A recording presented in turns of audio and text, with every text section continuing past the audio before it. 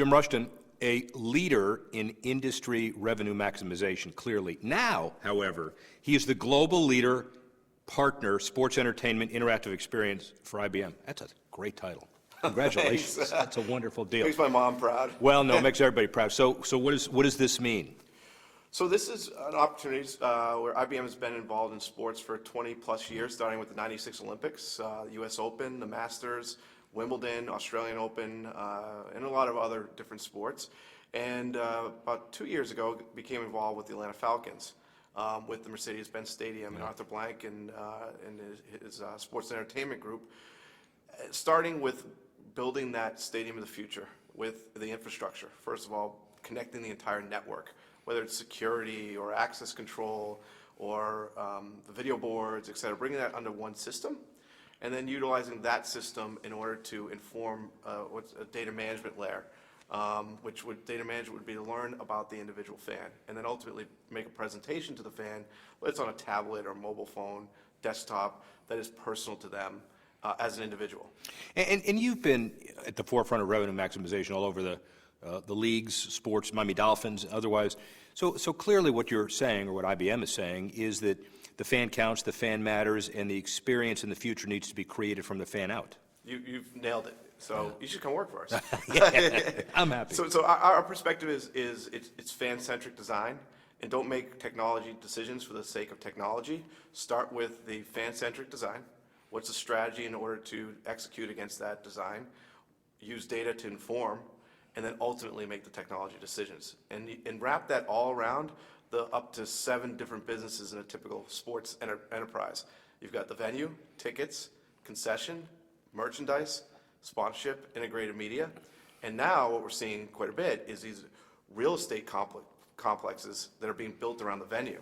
What's going to go on in LA, what's happening up in Milwaukee, what's happening in a lot of different places around the world, is the venue can't sustain its value on its own. So a lot of owners now are building out entire campuses of live, work, play experiences. Venue, spectator, entertainment, you're right, commercial. And so the bottom line of all of this is you need to stay one step ahead of where the curve is. And the revenue, though, still driven by television rights, which obviously is important for fans, though. But how's the mix? You talked about vertical integration in your description, but where's the mix of television and the vertical integration of television fit into the stadium experience as well? Sure, that's a great point. What's interesting is that you've got sports is very unique in that most companies have millions of customers but relatively few fans. Yeah. Sports has millions of fans but relatively few customers. And we talk about it in the form of rented relationships, earned relationships, and owned relationships. So a rented relationship being someone who is connected through broadcast television or through social media. Earned is someone who's in the team's database. And owned is actually the person who moves from fan to customer and are actually spending money directly with the team. Where there's an opportunity because of digital today is for these sports enterprises not only to maximize the opportunity at the physical space, being at the stadium, but also the virtual fan base as well. So the bottom line of a lot of the technical solutions, and we see it at stadiums, there's now connectivity in the tailgate lots with the suites, in the general area, the traffic to and from facilities. When does that stop? Technology continues to evolve to deal with these issues. It doesn't, it'll never stop, fortunately, for our company and others in technology. But it also what consumer demand. And our perspective is that the fan of the sports enterprise should have an experience that's relative to time, proximity, and relationship.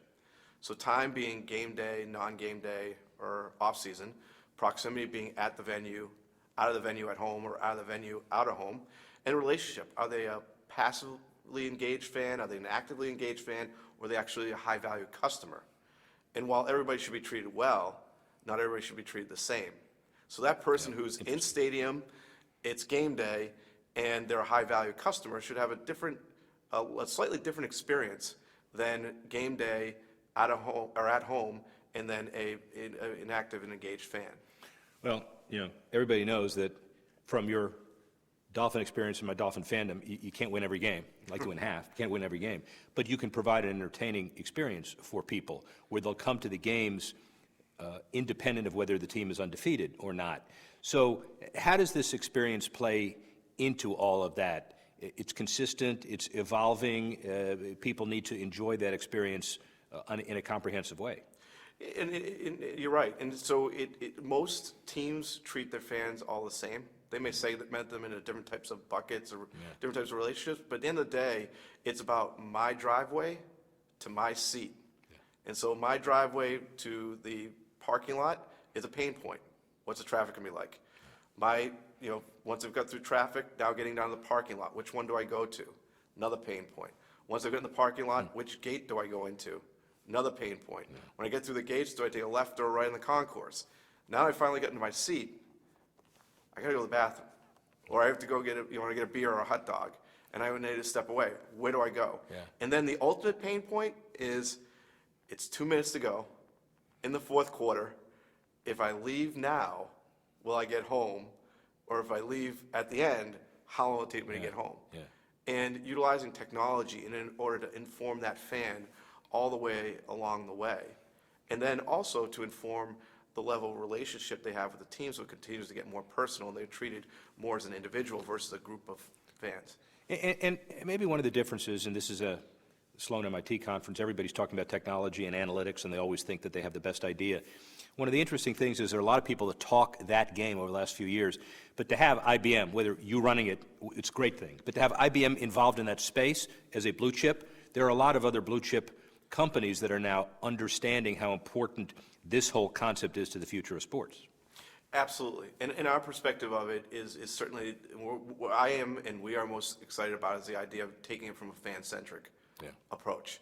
And then looking at the entire enterprise across what we call the three pillars. You've got fans that are tied to an enterprise, you've got the team, and then you've got the venue. And when you're talking about the fans, it's like an engagement. And about the team, it's performance both on and off the field. And then the venue, it's about optimization. And we look at each one of those and say, how can we continue to improve and work with our partners in order to advance and reach those individual goals? Decouching means a lot of things to a lot of different people. It's a devil term. We even have conferences on decouching now. And, Roger Goodell will say, let's have a great television and media experience. Let's have a great stadium experience. Where is the trade-off? Is there one? The best stadium experience, some people have to give up watching on TV and go to the game. Is it a zero-sum game? How do you approach that issue? I think you approach it by working with the enterprise and sports in general, getting to know your customers, and getting to know them in an intimate way, and then looking for the signals along the way, which may indicate that they are going to be on the couch, they're always going to be on the couch. How can you create an experience for them on the couch that's delivered by you outside of just what's delivered by the broadcast partner, which is then monetizable? And on the flip side, you've got people that are always going to come to the game and come to every game. Then you've got some folks that can go either afford to, either in time or money, to 1 or 2 games a year. And it's really looking at the different segments of your fan base and getting to know that. And, I look at one example, and it was a court case with DraftKings and FanDuel. And there was 2 stats that came out of that court case in New York. Was one, that there was 600,000 players in New York. And number 2, there was $200 million spent in New York. And I thought about that. I took a step back and said, I don't know if those teams in New York know who any of those 600,000 people are. But they're spending a lot of money. And they surely like to get a hold of that $200 million. Yeah. It was just an amazing stat that was publicly on public record as a result of that case. Where is traditional television media going in your estimation? I think live sports, it'll always do well because you don't have the same excitement level if you DVR a game because you're going to get pinged with a text message or an ESPN update or something along the way.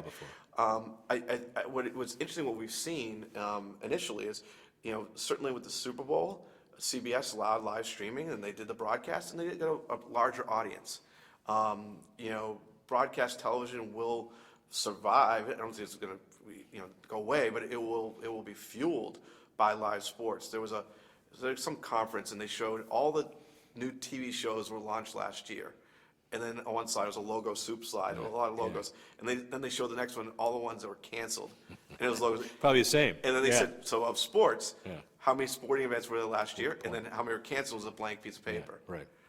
So, you talk about OTT, you talk about different distribution rights, there's an opportunity in international with OTT. And then and then you're looking at the Thursday night package with the NFL. And what they're going to do is they're going to, splitting it up. Not only did they split it up amongst CBS and the NFL Network, they're now going CBS, NBC, NFL Network, and a OTT partner. Yeah. Right. And that may be the future of this. So, in your expert opinion, 5 years from now, how does this all shake out? That in-stadium experience, the OTT piece, the traditional network piece, all interrelated? What's your prediction? My prediction is that the organizations that are going to be in the forefront of this are the ones that recognize how do you unlock the value of your ecosystem. And what's interesting is that the fan passion is something that could be and can be capitalized on by sports, because I will always react differently to a message from a sports team than on an email message than from some other type of product along the way.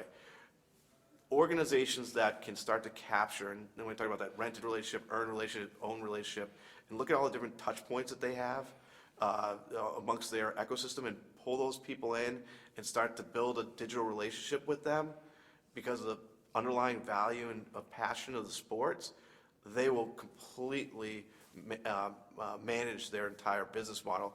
And to your point earlier, they won't be susceptible of 8-8, 6-10, 2-14, 2-14, whatever those teams are going to be. Exactly. Interesting. Your own personal happiness. You must be excited to be a worldwide influencer in a big blue chip company. Clearly, your hair is a lot less gray than it was when you were with the Dolphins.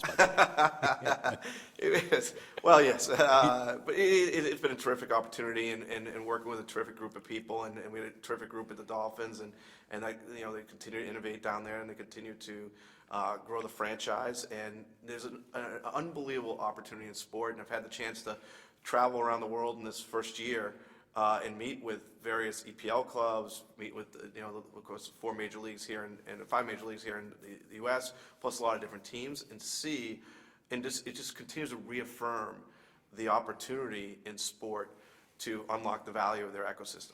And the bottom line sounds like innovation is key. 100%. You've got to keep up with the fans. I mean, any sports enterprise or organization that believes that they can manage the fans, you can't control consumer habit. And so you're either going to figure out how to capitalize on it, because you can't block it. Thank you, my friend. Thank you. Thanks.